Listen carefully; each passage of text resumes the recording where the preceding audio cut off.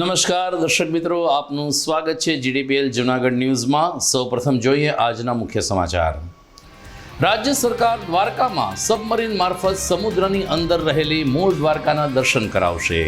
આગામી જન્માષ્ટમી અથવા તો દિવાળી ઉપર થશે આ અદ્ભુત સુવિધાનો પ્રારંભ। ગિરનારને પ્લાસ્ટિક મુક્ત કરવાની હાઈકોર્ટની ટકોર બાદ તંત્ર થયું દોડતું। વેપારીઓ સાથે પાણીની બોટલ અને અન્ય પ્લાસ્ટિકની વસ્તુઓ અંગે કરવામાં આવી ચર્ચા વિચારણા અને આપવામાં આવ્યું માર્ગદર્શન। વડાલ ખાતે કોંગ્રેસે યોજ્યું ખેડૂત સંમેલન। મોંઘવારી અને ડુંગળીના ભાવ સહિતના મુદ્દે સરકારના નિર્ણયનો કર્યો વિરોધ।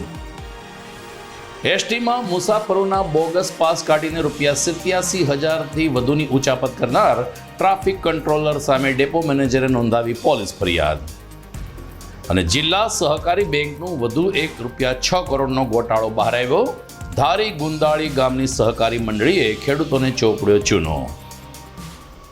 તમામ સમાચાર વિસ્તારથી જોઈએ તે પહેલા લઈએ એક બ્રેક।